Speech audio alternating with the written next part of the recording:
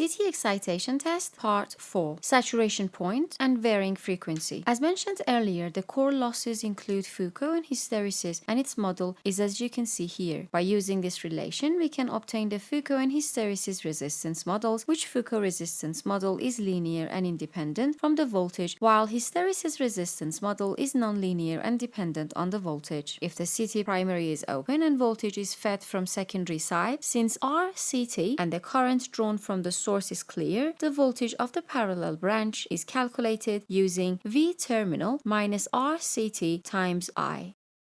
After calculating E, the core losses are calculated using EI cosine phi.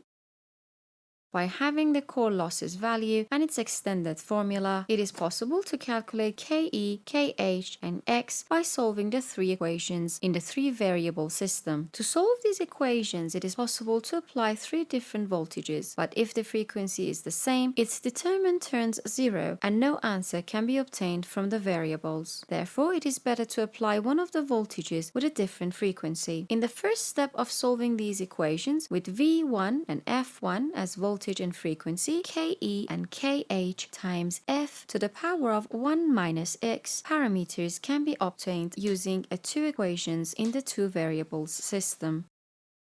Now if one of the voltages is applied along with f2 as the frequency, x is obtained, and by substituting it in Kh times f to the power 1 minus x, Kh is obtained and achieved as well. Due to voltage application limit for CTs with a very high saturation point, it is possible to find the saturation point in the nominal frequency by decreasing the voltage and frequency with the same proportion, because the relation of the according flux is V over F.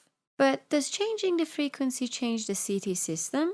To explain this subject, we need to examine those components of the CT that are affected if the frequency and voltage are changed. According to previous analysis, RCT is dependent on the material of the wire and R eddy to the material of the coil.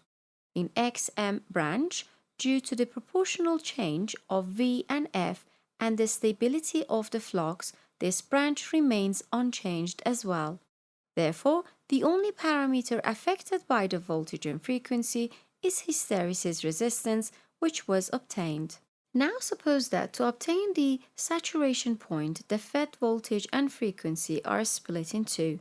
Is it possible to obtain the saturation point in the nominal frequency by multiplying the voltage and current by 2? This question will be answered in the following. Suppose that the RDC equals 1.5, KE equals 10 to the power minus 4, KH equals 10 to the power minus 3, and X equals 1.8. Knee point is obtained by decreasing the frequency to 25 Hz with 500 volts and 15 milliamperes with a minus 45 degree. According to the formula V terminal minus RCT I, the parallel branch is obtained. Since now we have KE, KH, and X, by dividing E excitation by R eddy and RH, IE and IH currents are calculated. By subtracting these two from I excitation, the self-inductor current is obtained. According to this relation, phi equals L by I. When the flux is fixed, the self-inductor current is fixed as well. Therefore, by doubling the voltage of the parallel branch, this current remains fixed. After doubling the voltage and frequency, as it is shown in this formula, the Foucault and hysteresis currents are calculated and added by self-inductor current to achieve I excitation using this relation. Then, the voltage of the parallel branch, which is 2 excitation, is added to RCT by I excitation, and the terminal voltage is obtained.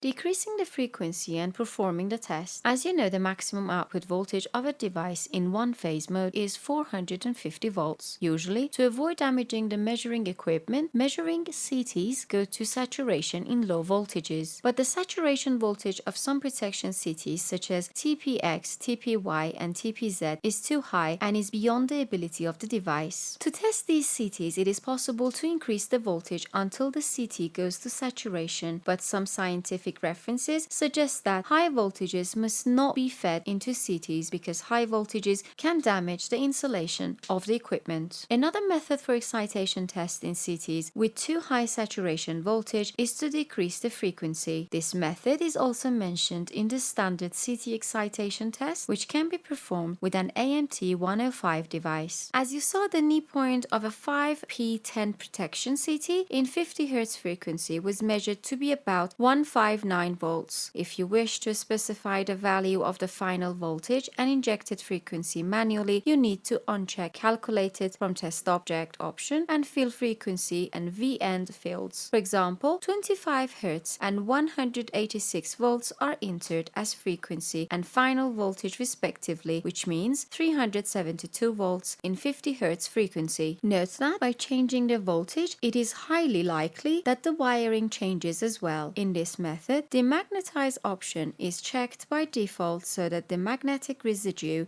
is removed and the aforementioned calculations are done. After adjusting this setting and specifying the test time, click on Init Test to initiate the test.